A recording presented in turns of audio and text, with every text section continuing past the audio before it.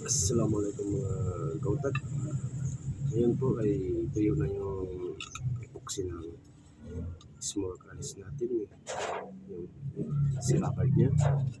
Pero bagong lahat introduce ko lang po yung bagong gupit ko ngayon. Ngayon po mga kautat ay iano na natin dapat. Pinayos natin yung itsura ng ating scabbard small canis. Siyempre, gagamitin din natin ang grinder po. Sige po.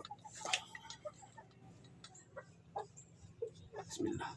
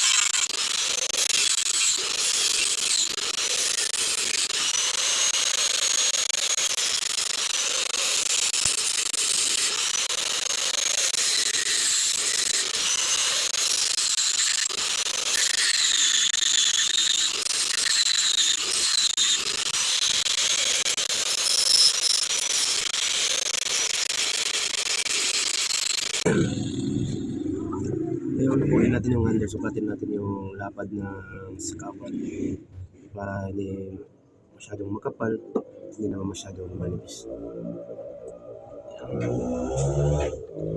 Sukat niya.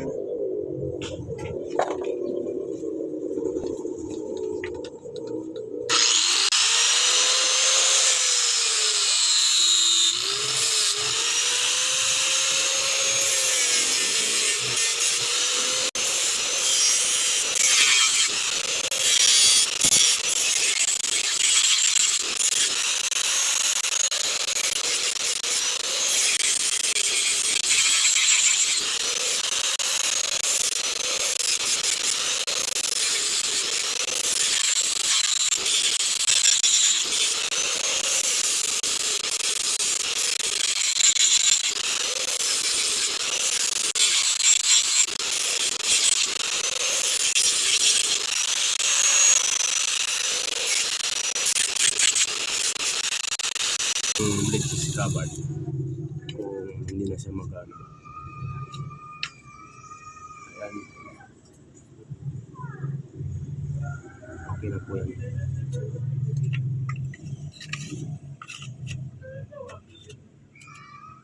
Ayan.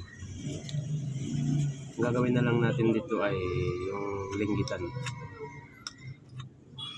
Yung lagyan yung mga design dito. Tapos pag okay na yun, papagilihan natin, tapos ikitan natin. Sige po. Sige, ito, bago natin linggitan, balitan muna natin po ng blade yung grinder. Kasi ito ay para sa pangdagdag ng kahoy. Ito yung gagamitin natin, yung ginagamit ko namin na pang slice ng MOP or P5 tawag sa amin.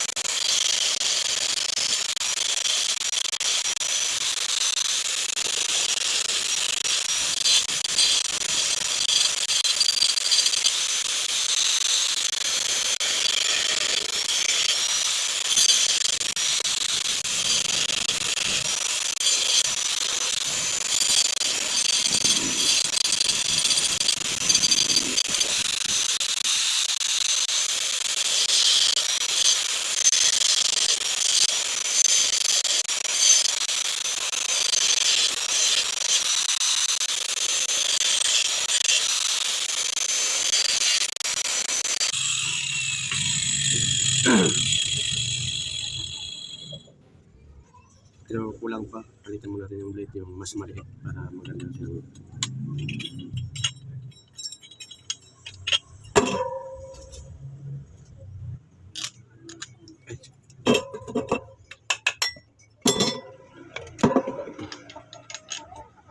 ingat lang po sa paggamit ng grinder.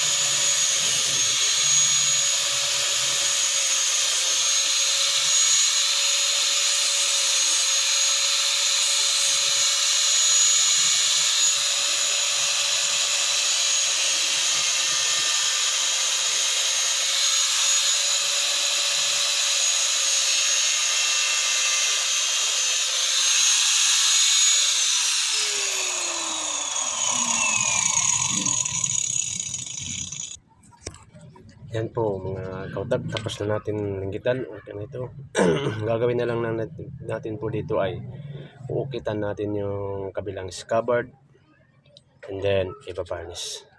Kaya please po support my YouTube channel, like and share and subscribe po para update po tayo sa bagong video i-upload natin. Sige, salamat po. Next video po natin ay pakikita namin kung paano po tayo mag-uukit ng scabbard. Salamat po. Support mga kautag.